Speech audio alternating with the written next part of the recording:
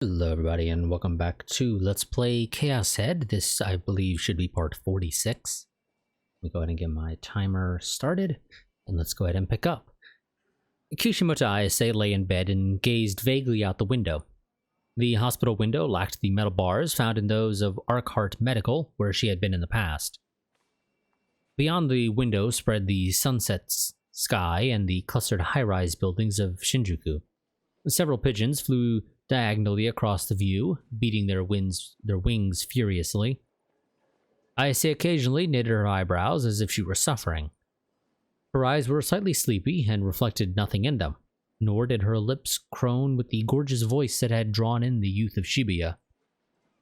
Following her failed suicide attempt, Ayase was being held in the psychiatric ward of a large general hospital located in Yoyogi. For the most part, her injuries had already healed. The doctor had told her it was a miracle she managed to get by with only a few scrapes, despite the fact she'd fallen from such a height. Even so, she had also hit her head hard, and she had been hospitalized here for over a week so they could study her condition. But then, even if they said they were going to see how she was doing, it only consisted of a simple examination every 2 days or so, and the rest of the time they essentially left her to languish. She had an individual room without any other beds in it. Her D-sword stood propped up against the windowsill. She'd left it there the whole time. But not one of the people who came to this hospital had noticed it, or this hospital room had noticed it. She didn't have many visitors. Phantasm fans had come barging in on a daily basis, but the hospital banned them from seeing her, under the justification that it would inconvenience those around her. There was almost no one else likely to come visit Ayase, who was estranged from her family. The other band members had shown their faces once, but when they did, she had been the one to bring up the topic of breaking up. Since then, they hadn't made any attempt to contact her. Kishimoto-san? 体温計ピピってなりました? The door to the hospital room opened and a white-garbed nurse came in. Ayase languorously turned her face to the nurse in the nurse's direction, and then, as if she had only just remembered it, pulled out the thermometer trapped under her arm. The nurse looked at the digital number displayed there and wrote them down on the clipboard she had with her.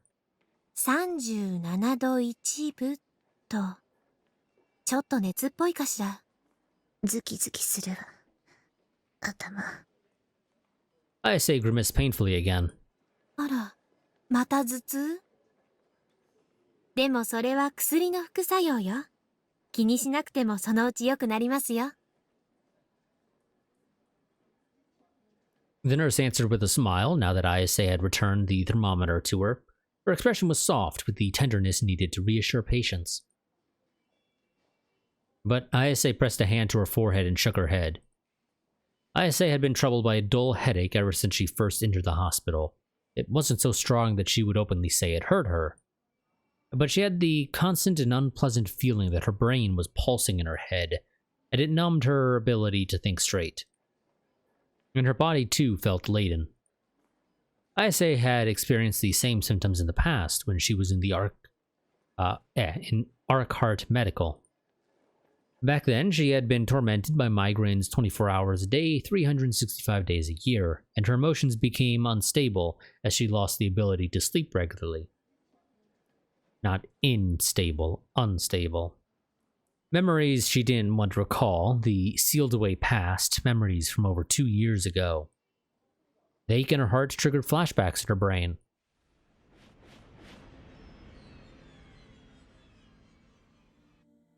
A dark room, a tiny window fitted with iron bars. Aside from the part where the window was, the walls were covered entirely in mirrors. Ayase was bound in the dead center of the room, made to sit in a crude, steel-crafted chair. On her head was a type of headgear with numerous cords attached to it, and her hands were bound behind the chair's backrest, and her face was fixed in place with her chin tilted up slightly. Nobody else was in the room. Only Ayase's wild breaths and the creaking of the chair continued resounding through the room.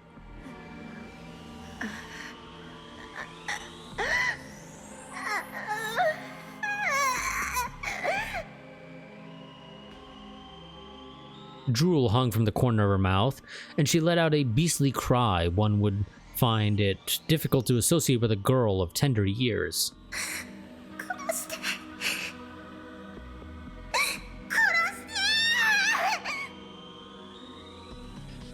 It was a very quiet form of torture. They only did one thing to her. At even intervals of 5 seconds each, without any irregularities, a drop of water fell on her forehead. That was all. The result of this situation continued for 2 days without any rest. The result of the situation continuing for 2 days without any rest was that Ayase grew incapable of thinking about anything other than the next drop to fall. And her senses became extremely fine-tuned. And each time a water droplet struck her forehead, she had the hallucination that every nerve in her body was being torn apart. The hallucination that every bone in her body was being ground to dust. The hallucination that a long, sharp awl was penetrating her forehead. The hallucination that every liquid in her body, her blood included, was freezing. The hallucination that every inch of her skin was slowly rotting and falling away. And as these assaulted her, she could no longer stay sane.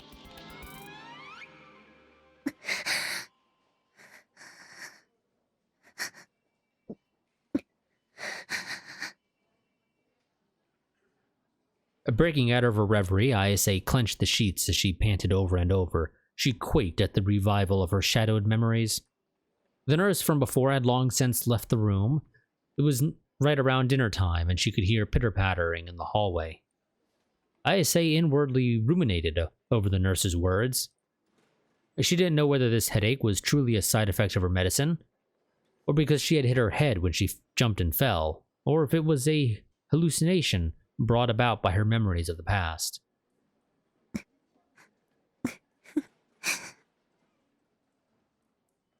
As she wiped away the sweat seeping from her forehead, Ayase laughed self-disparagingly.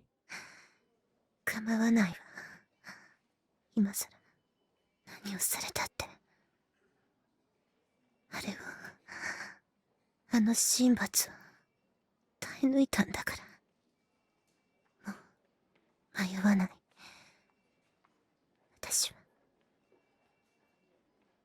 Once she muttered to herself from heightened emotions, or with heightened emotions, Ayase abruptly noticed a sound echoing from the corridor. An almost comforting sound of someone's shoes on linoleum. It wasn't a nurse. The footsteps boldly approached Ayase's hospital room. The knock on the door made Ayase press her lips together. Ah, it's the junior police officer that we've been following, whatever his name is. A lone man appeared holding a gift basket full of fruit in his hand. Okay. Apparently we not a fan of him, or maybe the fruit basket, one of the two. Ayase remembered seeing him somewhere before, therefore she regarded him with caution in her eyes. どうも。あ、別に怪しいもんじゃないっすよ。自分は。知ってるわ。He was a detective from the police station. He had previously come trailing after Ayase, treating her as a vital person of interest in the New Gen cases. The detective scratched his head happily. His demeanor was quite carefree. いやー、嬉しいっす。君みたいな美人に覚えててもらえて。Dude, she's in high school. 記憶力いいんすね。And you're probably like 24, 25 maybe.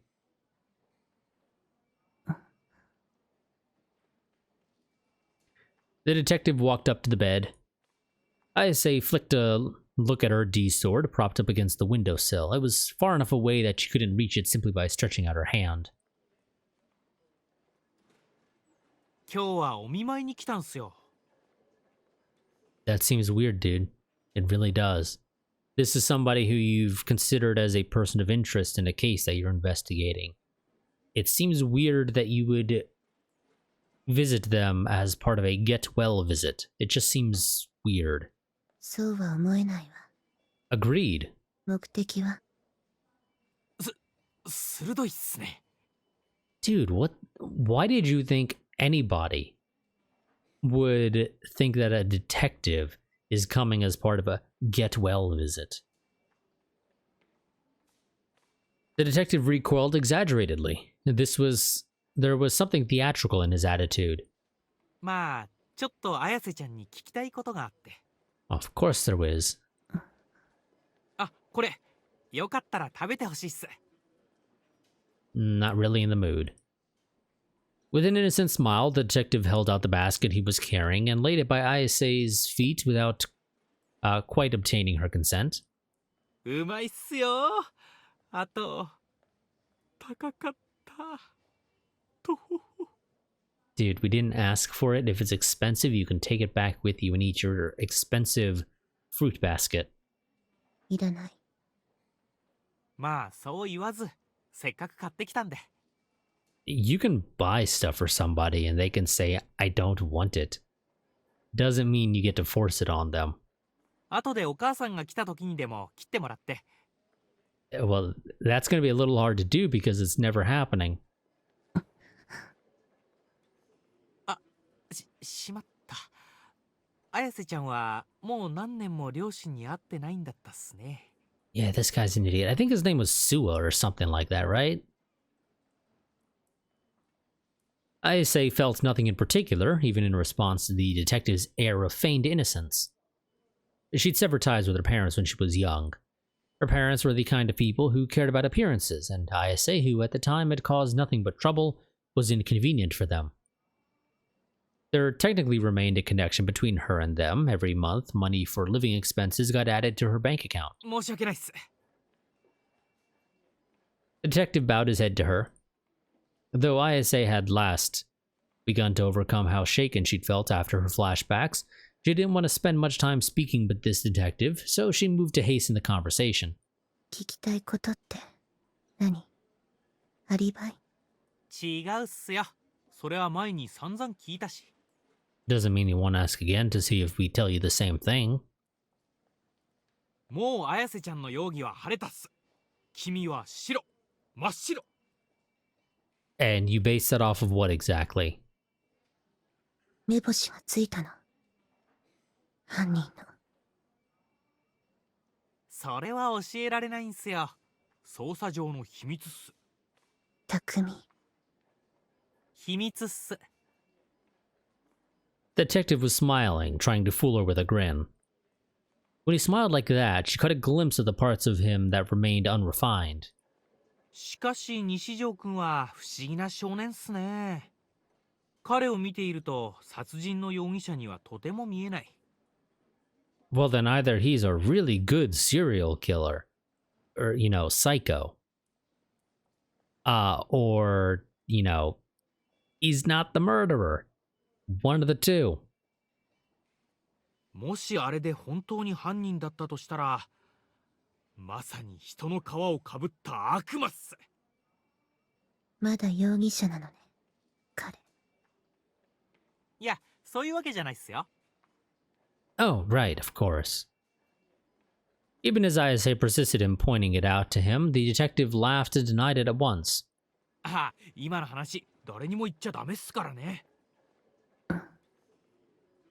情報漏洩すると上司に怒られるんすよ。まあ当然なんすけど。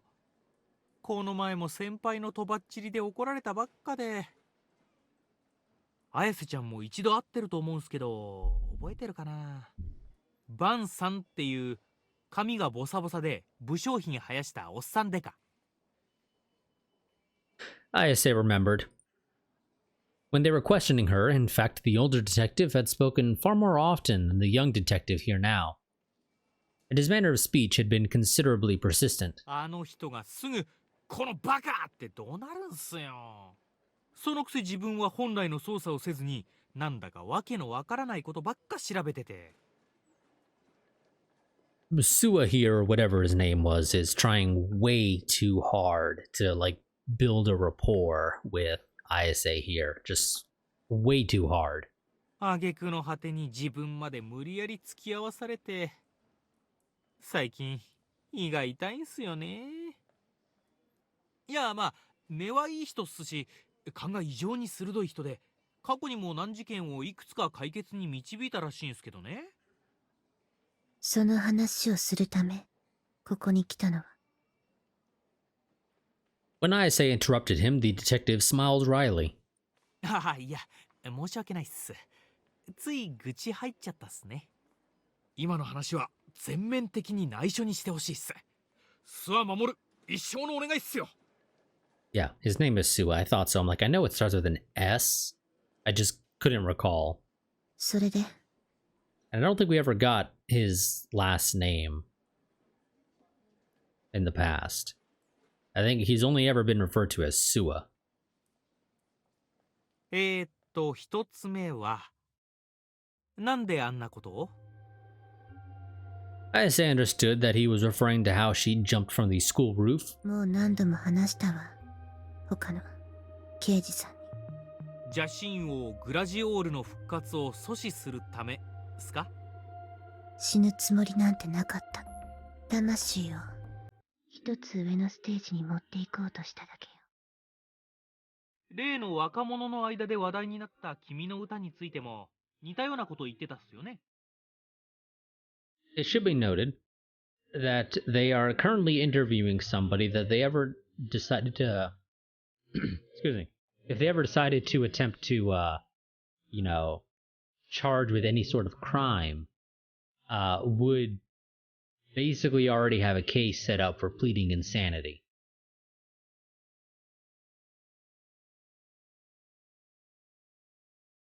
This was his second question. I say took a small breath. What was it? I didn't really read it.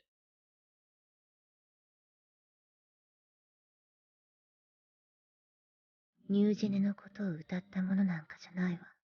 あのグラジオールサーガのインスピレーションを受けて作った。世界に Oh, damn it. 邪神王グラジオールが現れようとしている。She keeps pausing for like just long enough for me to think she's done talking. 復活を阻止するには、グラジオールが流した黒い血によって作られた7つの杭が必要。杭は剣へと形を変え、神罰を乗り越えた7人の黒騎士の手に渡る。目には目を、歯には歯を。邪神を背負いし人間だけが邪神王を滅ぼせるの。なんか映画みたいっすね。そういう壮大な設定は好きっす。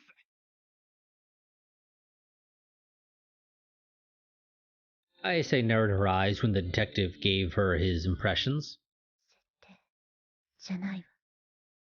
現実よ。じゃあ最後の質問っす。The detective let Ayase's objection slide without comment, but she was used to receiving that sort of reaction. Up until the present, there had not been a single person who believed Ayase's story. 君や西条くんの他にも水明の生徒について何人か洗ったんすけどね。And you found that a decent number, well, I say a decent number, that a handful of students at this school have something about them that makes them seem a little cuckoo for Cocoa Puffs. Right? The detective folded his arms and groaned. This too seemed theatrical, but Ayase had no intention of saying so to him. 何？すごくバカバカしい質問なんすけど、刑事が質問するようなことじゃないんすよね、本当は。Just get it out, dude.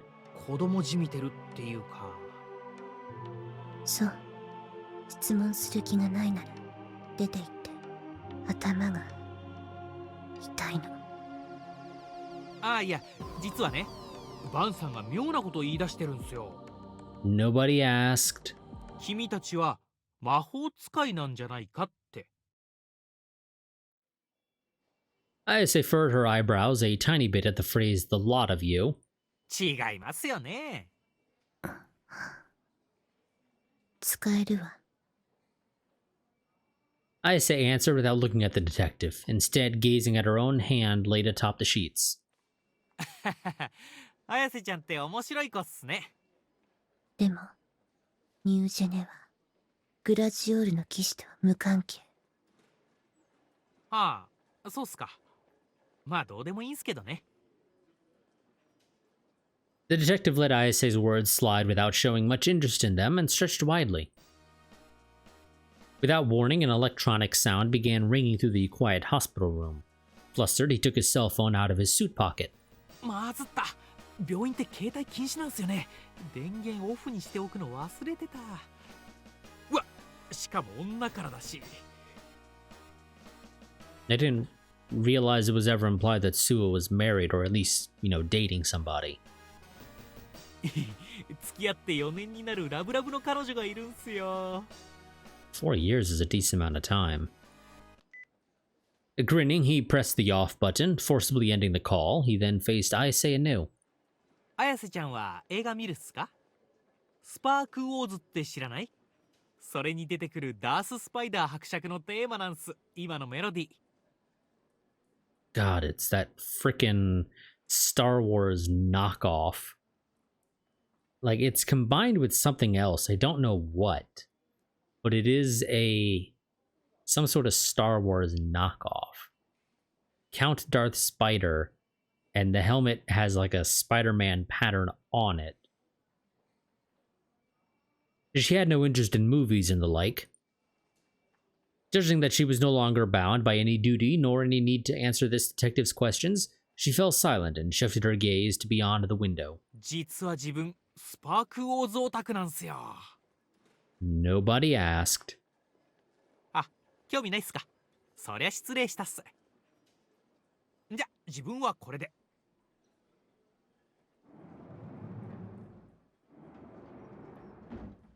Ending with that one-sided exchange, the detective left the hospital room.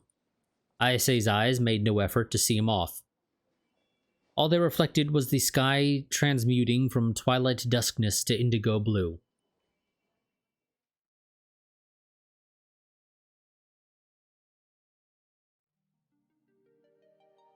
このボケナス、ずっと待ってたんだからね。あなたのことなんか大嫌い。でも大好き。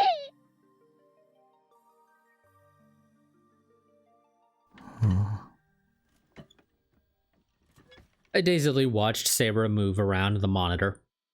The latest episode of Barachu had aired late last night. The story was steadily heating up, and people had pretty high opinions of it over at Atchan. This was the third time I'd watched it, but not a bit of it entered my head. When I looked at the clock, it was about 10 at night. Rimi had gone home around 8. She'd said kind words to me and encouraged me about this and that in the midst of my depression. Because Rimi was with me, today had been less lonely than the rest of the week. But Rimi still refused to accept that the situation was all that serious. It almost sounded like she was avoiding the topic of anything related to New Gen. Maybe she found it to be obnoxious on my part. Someone she knew had been injured in the earthquake, and she must have her hands full with that, and maybe she couldn't afford to bother with the likes of me. No, but it was certainly possible that I might be overly paranoid, but regardless, this hazardous situation was the real thing. Even today, he might murder me. The reason why Shogun insisted on coming after me, if only I knew what it was, I would be able to come up with some small counter strategy. そういえば、あのおじさん、別れ際にこんなこと言ってたのら。中でも一番特別なのは、その目、誰の目を産み落とした少年。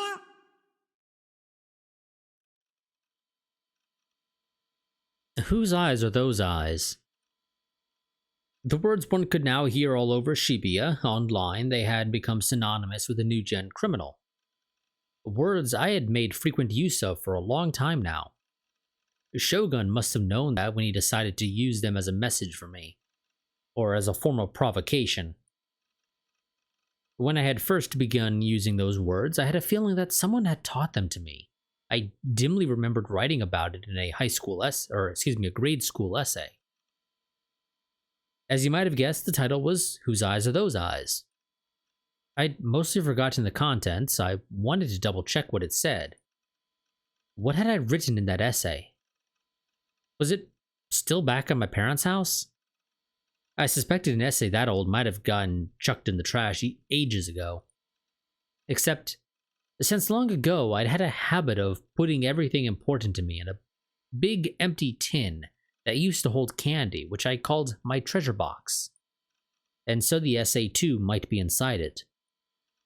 What should I do? Go to my parents' house? But he's running into our sister.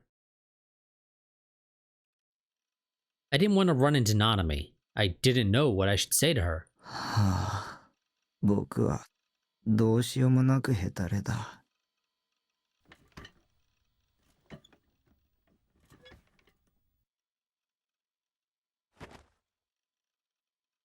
Ponderously, getting up out of my chair, I flopped down on the sofa instead. I don't think the sofa was literally that close. The camera moved a little too quickly to face up without actually stepping back at all. あなた、なんでここにいんの？これは違うんだからね。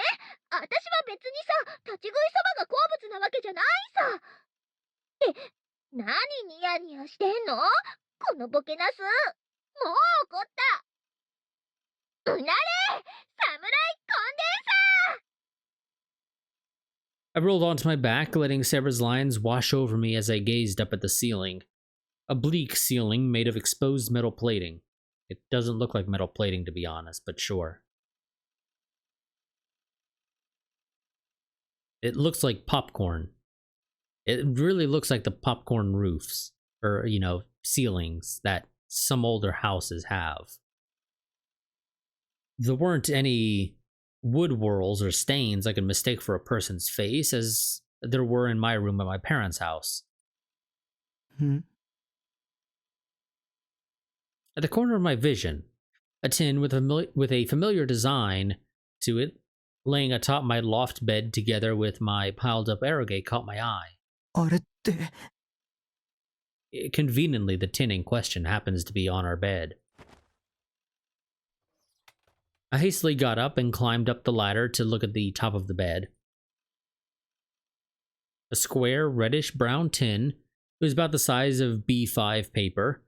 The word shortbread appeared in white on the lid. There was no mistaking it. My treasure box. So I'd brought it here from home. Not that I had had any memory of doing so. Good job, me. I was quick to bring the can down and open its lid. Inside were test answer sheets, handwritten essays, torn out sketchbook pages, and the like.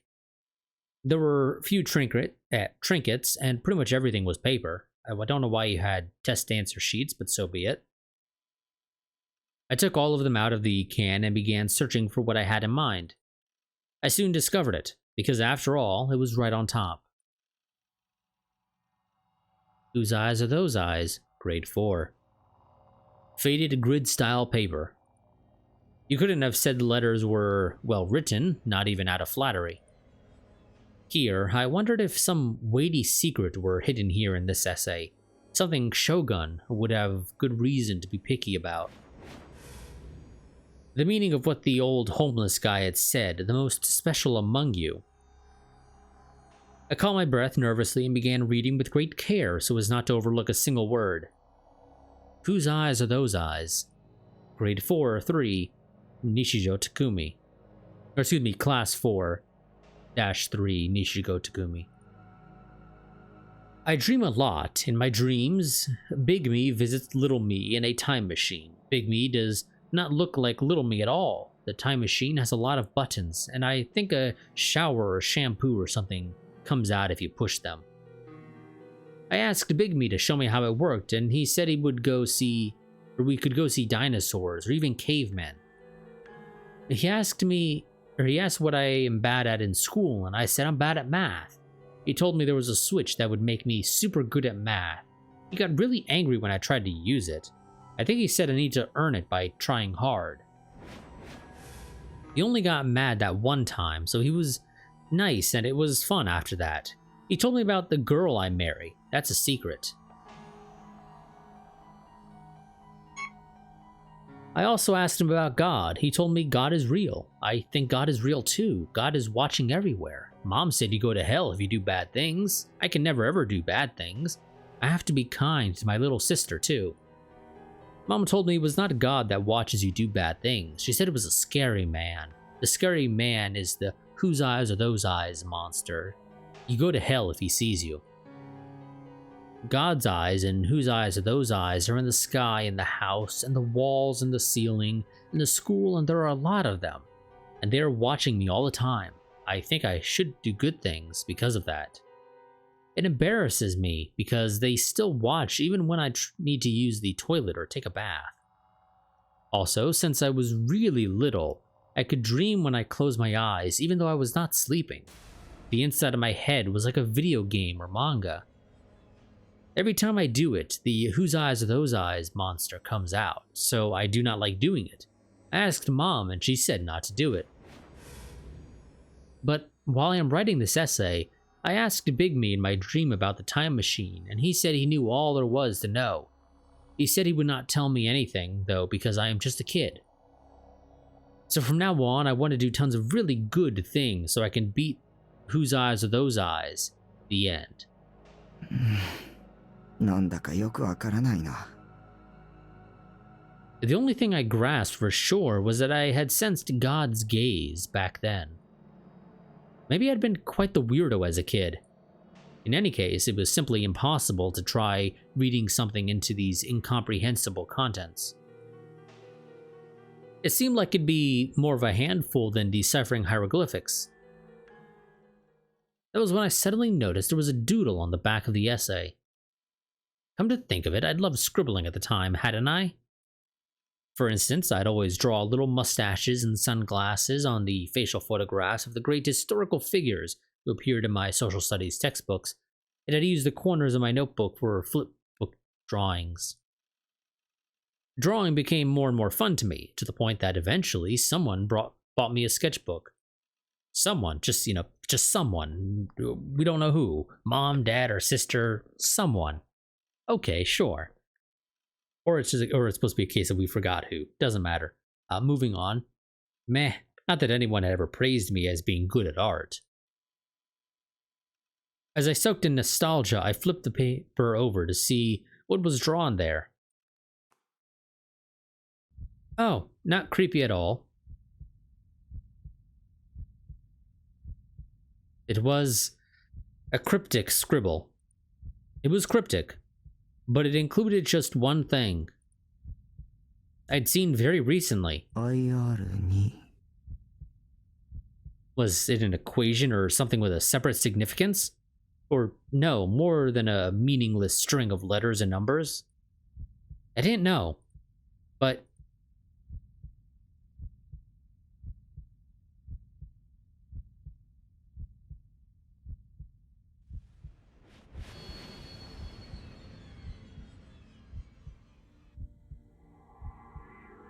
it was the same as the equation Shogun had posted out of the blue when he first made contact with me in a chat.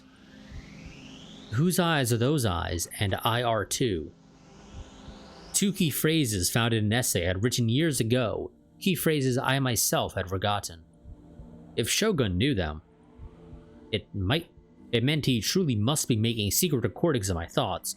Or, get me here, Shogun is Big U.